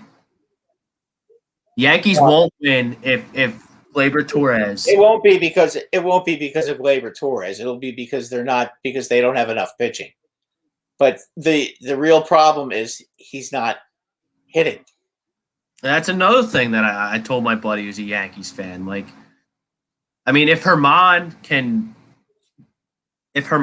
come back for your Yankees and be Herman that we saw before, he beat up his girlfriend or wife or whatever he did down there to get himself suspended. If he can be a good player, a good pitcher, and solidify their rotation, that's going to help the Yankees a lot. Because Kluber and Taillon, they can't be trusted. No, they cannot. And right now, Montgomery is great at home, but he stinks on the road. So I mean that's another problem you have. So I mean their pitching is inconsistent and they're not hitting at all. I mean there's too much talent. It's gotten to a point now where it's almost embarrassing how bad the hitting is. I mean, to allow Matt Harvey to give up 2 hits tonight and no runs in 6 innings. He still pitches? He's still in the league? Yeah. He looked like Sandy Koufax tonight. I'm bringing these standings up. I want to go around the MLB a little bit. How about Shohei Ohtani? He's been pretty good. He's going to win the AL MVP. Too early to say that, but he's definitely got a chance. If he keeps hitting like this and he pitches once He pitches once a week. He'll pitch once a week, and and he continues to hit. Yeah, I mean, no doubt. I'm pretty sure he's leading the AL in home runs, which hasn't been done by a pitcher in 100 years. I think I read, and it was Babe Ruth who did it. Yeah, so Babe Ruth. He throws 100 miles an hour. Yep. Well, Babe Ruth, I guarantee you, Babe Ruth didn't throw 100 miles an hour. No way. And Babe Ruth was a good pitcher, but he also pitched in the dead ball era too. So, Brad, how about the team that you hate the most, the Boston Red Sox, sitting atop the American League East? They're mashing the baseball. JD Martinez is mashing. Alex Verdugo is mashing. Devers is mashing. Bogarts is mashing. They score a ton of runs, and their pitching isn't bad. It's not good. I mean, it's been Eovaldi, and they're out hitting everybody for the most part. I know Garrett Richards was pitching tonight, I think, against the Mets. So I don't know what's going on in that game, but for right now, I expect that to last. They're really hitting the ball well, and I liked Verdugo. I mean, I'm not trading Mookie Betts for him, but Verdugo's he's a good player. He's going to hit leadoff for 10 years up there in Fenway Park. Probably put up some stats. He's okay, but I'd rather face him than Mookie Betts. Fair. Yeah, it was stupid to trade Mookie Betts. You don't trade guys like Mookie Betts when you're the Boston Red Sox in a big market. Yeah, you're the Boston Red Sox, and you have excuse me, you have all this money, and you can't pay Mookie Betts. I mean, that's just stupid. And you didn't get nearly enough. I mean, Verdugo's a good player, but I mean, you didn't get nearly enough for him. Brad, how about my Royals, my sleeper team? 7-3 in their last 10. They won 5 in a row. They win again this afternoon over the Detroit Tigers. They're 14-7. They're playing almost 700 baseball. There's another team that can really hit. Yes, they can. And, with them, it's going to be about whether their pitching can hold up. I think they have pieces there. Huh? I think they have pieces there. They have Danny Duffy. He's okay. I mean, but Brad Keller stinks. I mean, I know he pitched pretty well today, but I mean, for him, pretty well against the Tigers. He gave up 2 runs. I actually watched that game today. He gave up 2 runs and 9 hits in 6 innings. So I mean, the Tigers can't get their way out of a wet paper bag. So I don't give too much credence to that. They just keep in mind they just swept Detroit. Now you're supposed to beat bad teams when you're a good team, and all all the credit in the world to Kansas City for being able to do that, but they're not as good as the White Sox. Let's be honest. Yeah, the White Sox, they should run away with that division, but Kansas City could stick with them for a while, but I just don't. I think by the middle of July, I think that the pitching is going to take over. The White Sox have a lot of good young pitchers on their team. Then to round out our American League chat here, the Oakland A's, they start 1-8. They're now 14-8. They're 9-1 in the last 10. They were actually 0-7 to start, and their 13-game winning streak finally came to an end yesterday against John Means and the Baltimore Orioles. But I mean, they've been unbelievable since that started. And you and I were both saying when they started, I mean, Houston beat the hell out of them at the beginning of the season, and then the Dodgers beat the hell out of them, and they come back. That's impressive what they've been able to do. And then Houston totally fell apart. Yeah, well, half their guys started 4-0. So I mean, that's true. That's a fair point. We'll see how they rebound with that. But it's amazing how these teams develop talent, like the Royals, who've been developing talent for years, and the Oakland A's. I mean, look, the A's, they lose one of the best closers in the game, Liam Hendricks, to free agency. They lose Semien, a pretty damn good shortstop, to Toronto in free agency. And they just bring new guys in, and it's just money ball, and they don't miss a beat. No, it's unbelievable. And Matt Chapman, he's not hitting at all. No, and Piscotty hasn't done anything at all either. He's one of their better hitters. They get Mark Conha. Yeah, he's blossomed into one of the better leadoff hitters in all of baseball. Forget about the American League. He's been very good this year. He's been very good. Ramon Lorano is a stud offensively and defensively. It's just amazing how some teams can figure out how to draft and develop talent, and then between them and the Rays, teams who can't. Them and the Rays are the two best at doing that. And then you go to the National League, and the Phillies, they're up 1-0 here in St. Louis behind a Rhys Hoskins home run. The Mets sit atop the NL East right now, 9-8. Atlanta's off to a slow start. Right now, that division has been very disappointing, to be quite honest with you. Mm-hmm. Are you a baseball man, Evan?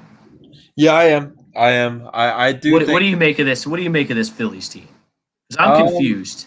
I think there is a good baseball team in there, but they need stuff to go right, and they need guys to not be hurt, and they really need situations to be ideal. But I think there's a good baseball team in here. I know they've struggled, but I agree. I think they are a good team. They're just like they don't have much experience because the last few years they haven't been that great. But I do think having Herrera back up is definitely a good step forward for the team, especially since the center field position has been so bad, especially hitting. Not to mention McCutchen, who's been terrible. Awful. He might be shot. Yeah. I mean, I didn't even really like the signing when they signed him to the 2-3 year, $15 million a year deal. I wanted to sign Michael Brantley, who went to Houston. Yeah.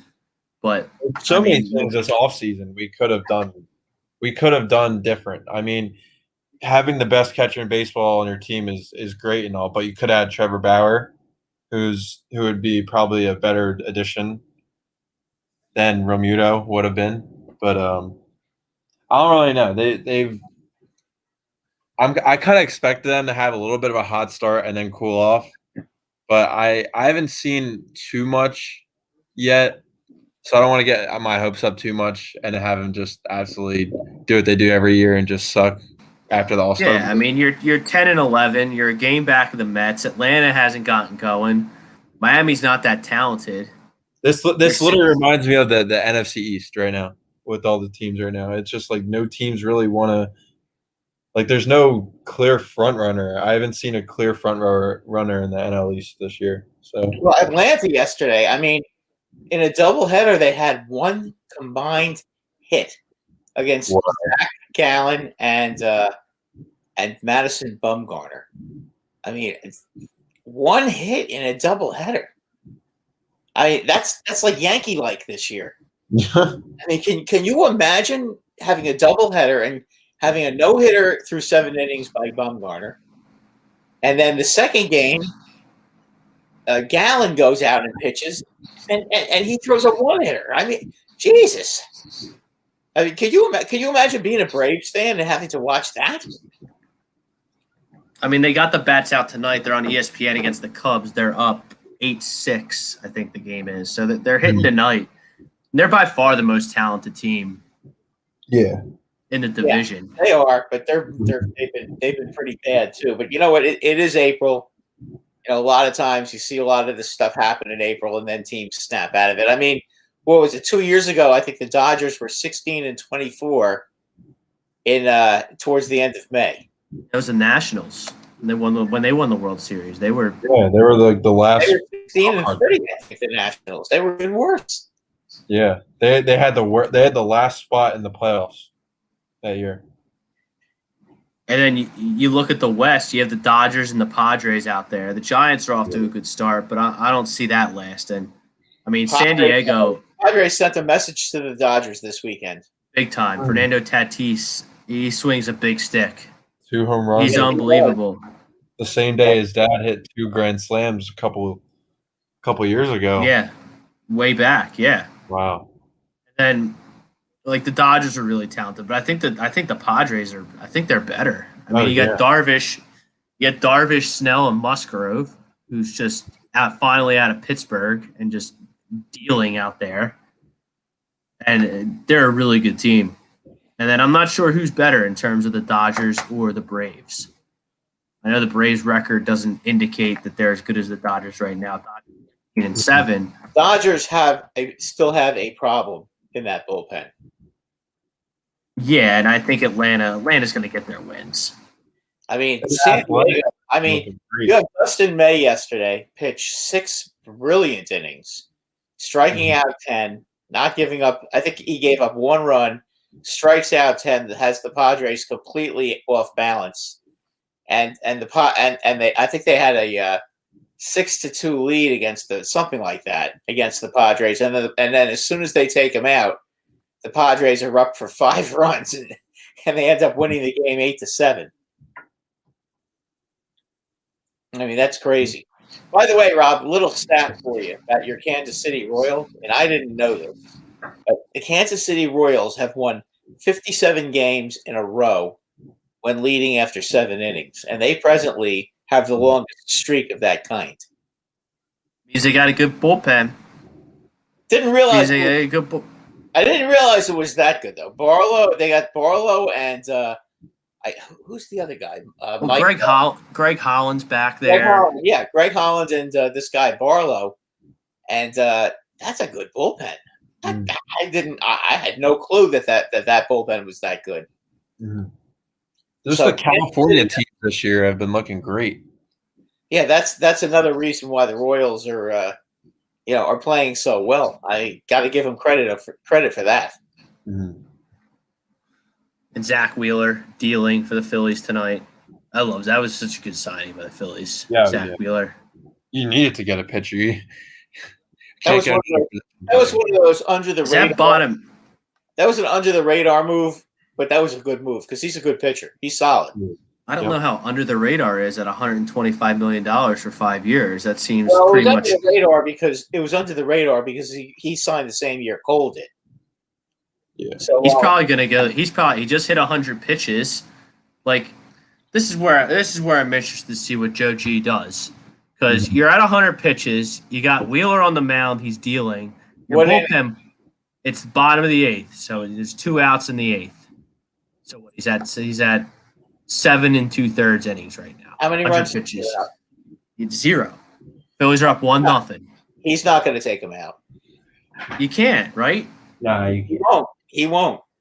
Based on how he used to manage the Yankees, when he had guys that were pitching that well, he would let them start the inning and he'd have somebody in the bullpen warming up.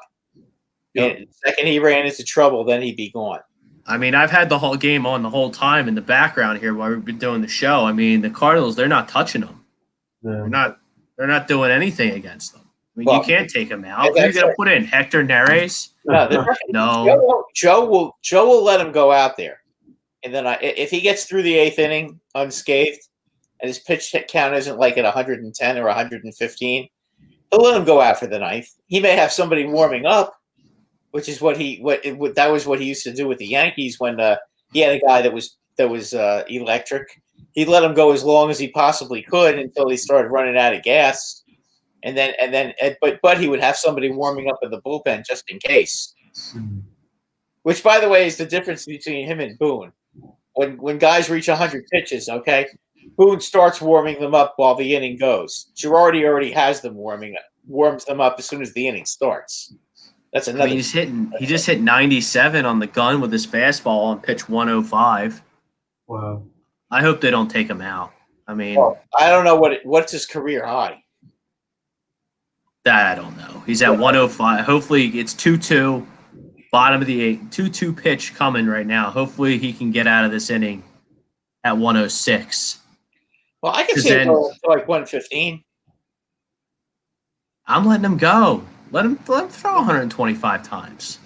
I think you just straight up ask him, "How are you feeling?" Like, dude, I feel like there has to be some sort of come pictures. on. Did they walk him? No, he gets fucking squeezed on a Jeez. breaking ball right on the bottom of the box. I mean, you have, with the way this rotation's set up, you have very little room for error when Aaron Nola and Zach Wheeler are pitching. And Eflin's been good. There you go. He just got. So they're up one. Philly's up 1-0. Zach Wheeler, I would assume he's going to come out for the 9th. He's at 107 pitches. He's given up 1 hit, no runs, 1 hit.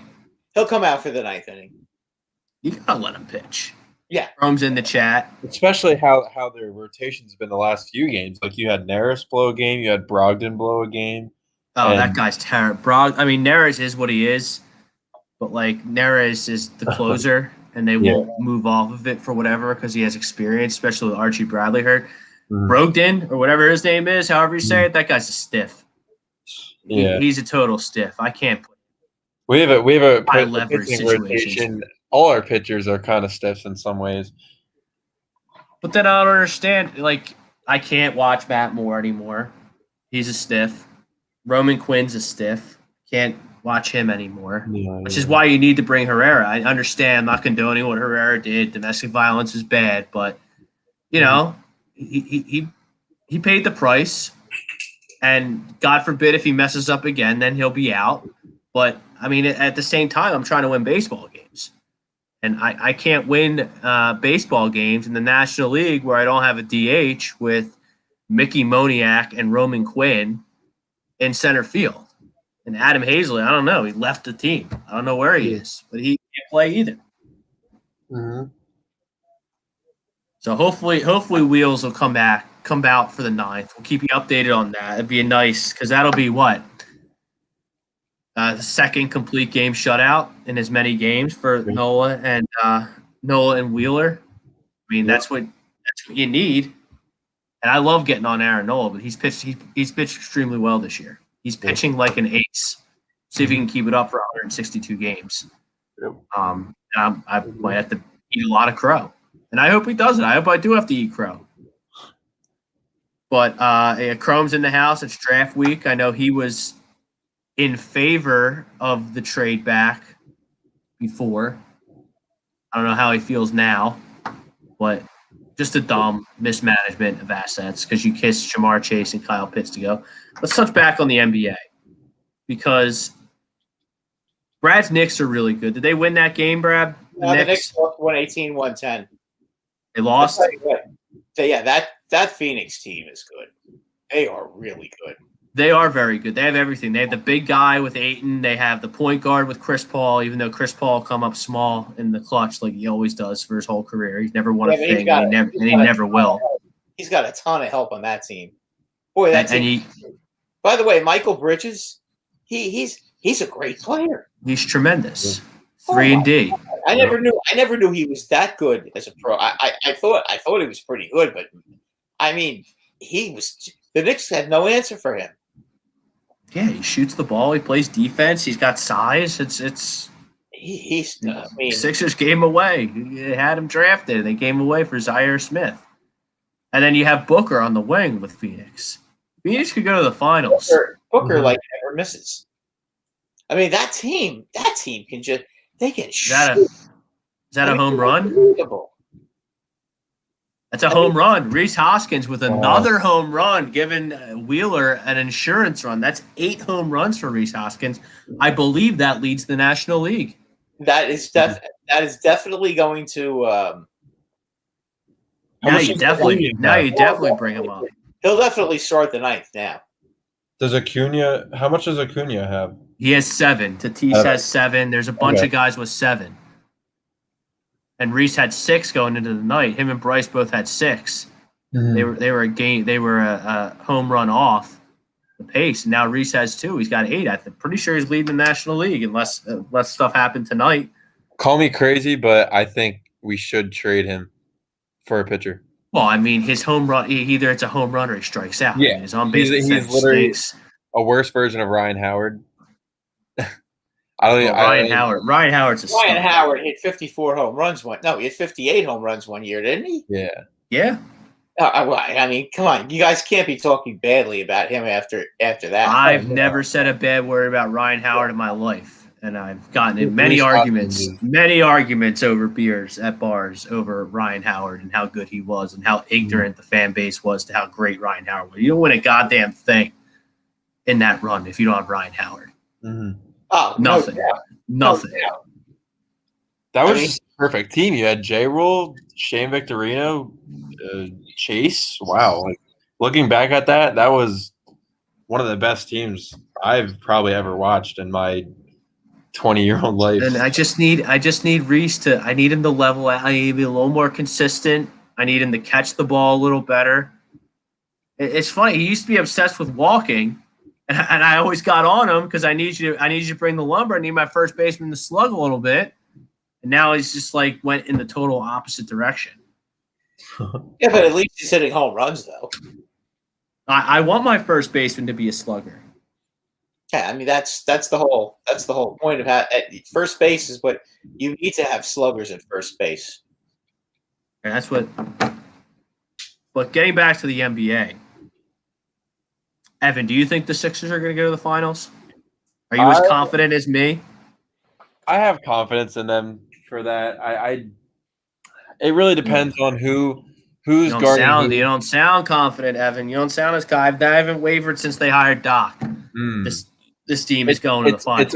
It's all about Ben Simmons. Really, it is. It's all about if Ben Simmons is aggressive and he does what he has to do. I definitely think we'll beat the Nets. But if he's not aggressive, and there's teams out there that will play against his play style and he'll become useless. He'll just be a defender out there. He'll literally be just Matisse Thybulle without a shot. But I really hope something happens with them. But I think they have a good chance. They have a really good chance. Better than anybody else in the East. I know that for a fact. They're better than the Bucks. But I hope first, you gotta get the first seed because I don't want to play the Pacers in the first round. That's gonna be it. The Pacers stink. The Pacers aren't going to get out of the first round.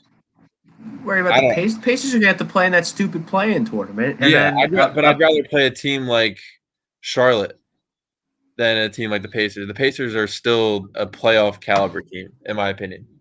I know they're a fringe playoff team right now, but their roster is still. They still have pretty good players on the roster. But then you go to them, then you play the Bucks, and then you play the Nets, and then you play whoever in the finals. So I just think that would be a tough road. I don't think they get past Brooklyn.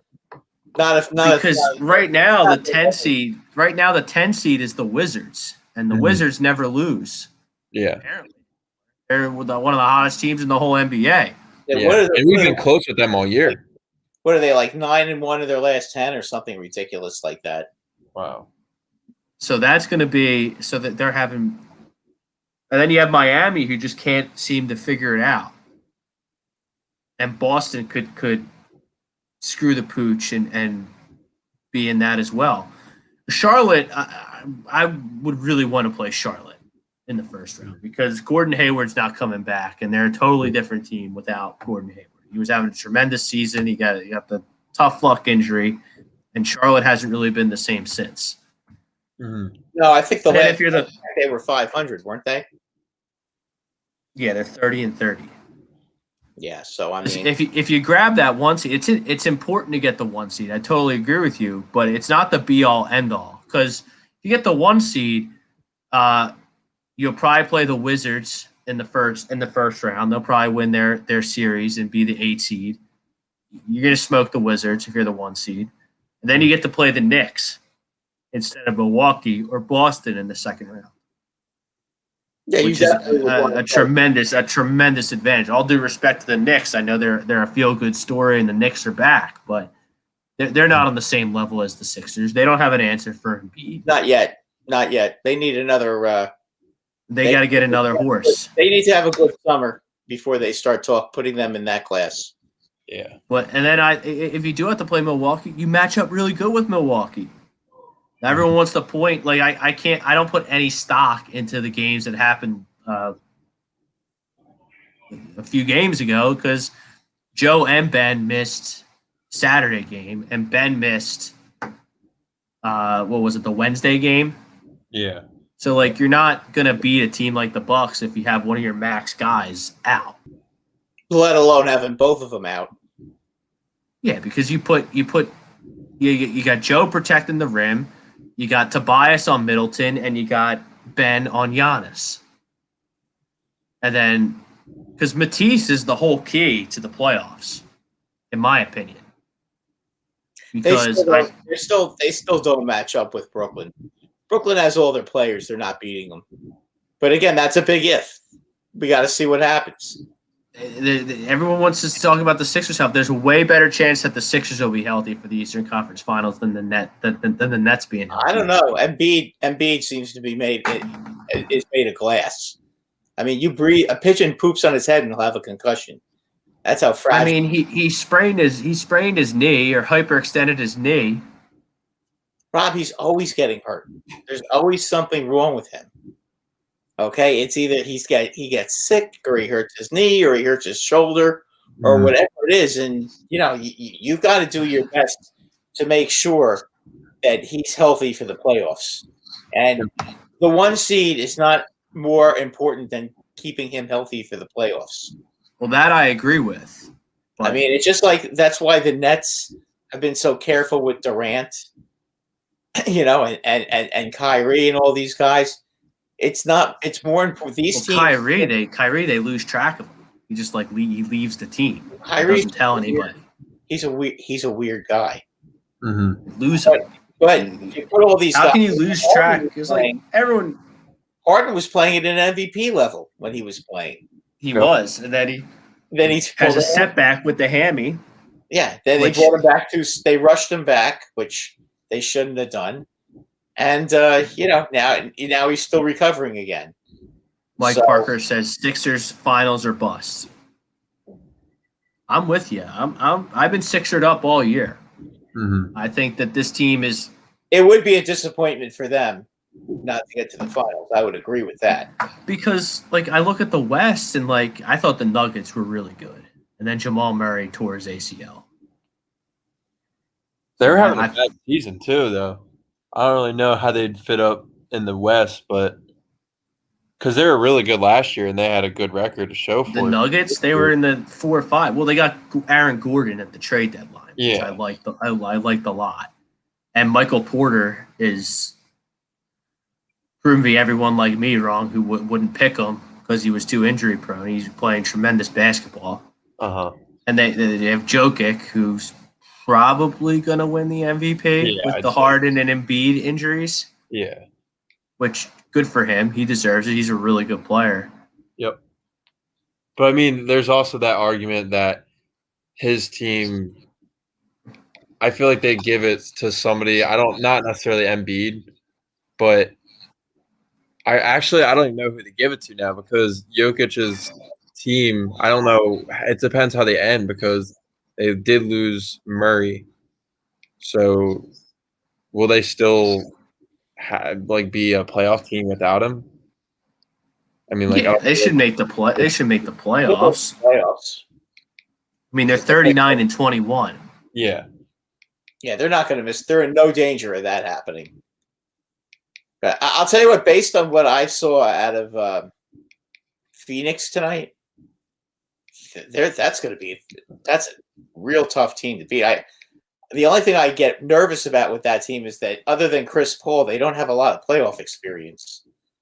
And Chris Paul has been one that sometimes disappears in the playoffs. So, I mean, that's the only thing I would worry about. But that team looks real strong. Him and his boy Harden, they always disappear. Yep. Always disappear. But yeah, you look at the West. I mean, Utah, they're the only team that's actually clinched a playoff spot. They're 44-16. They're not going to the finals. Then you look at the Clippers. I don't think the Clippers are going to the finals.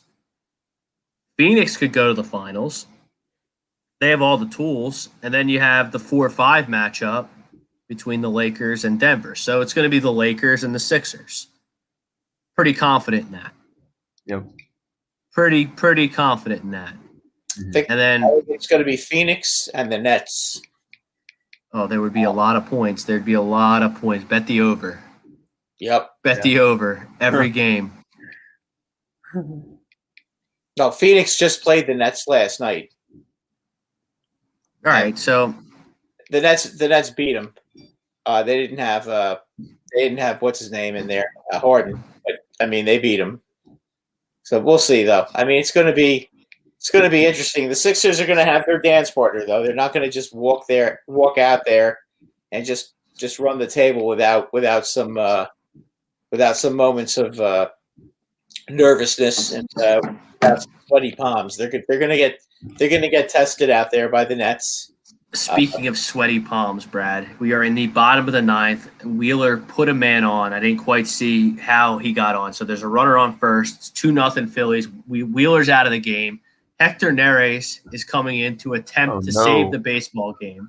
Oh God. He's been brought in, yes, to protect Zach Wheeler's one hitter. I mean, what could go wrong here? What could possibly go wrong here? Oh, stop. He's gonna walk 2 batters and then home run. Or be a grand slam, actually. Wow. I don't think that's just throw your just call a split finger every pitch and keep it down in the zone. Yep. And get a double play. Don't even think. Who's he pitching to right now? Good question. Who's up? I think Arenado's on first. Yeah.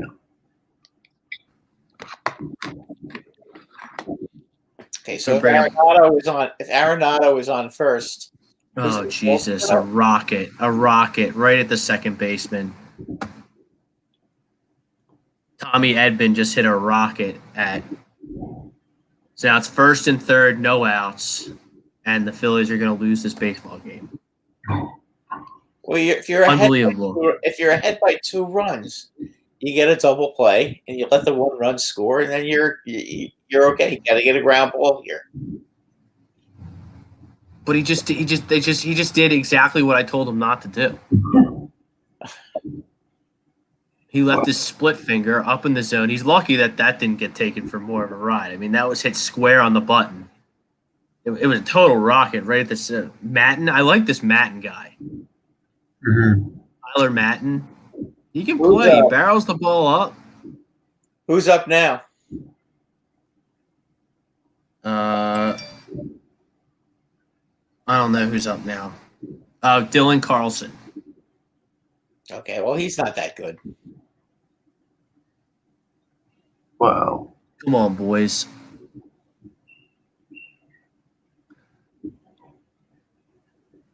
Now I can't find the zone. Unbelievable. Like, how is this guy still a closer? It's 1-1 pitch. You guys Carpenter on third. You're not going to. Why is he worried about the runner? He's trying to pick off Tommy Edman, one of the fastest guys in the whole National League, off first. Like, just get the batter. Strikeout would be huge here. Mm-hmm. Then you get a double play and you end the game.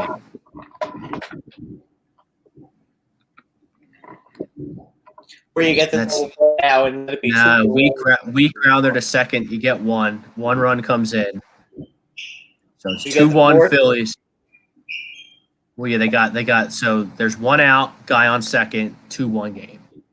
Wow. So that was a productive out then.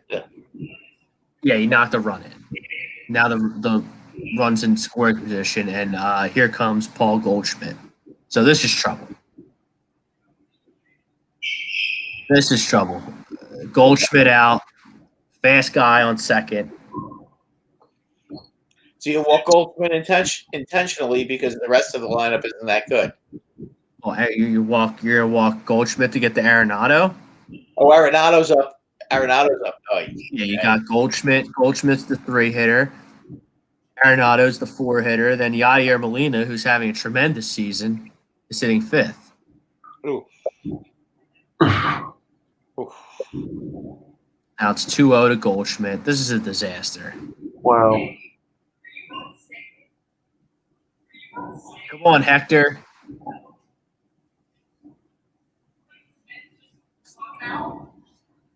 Oh my God! Bounces it in there.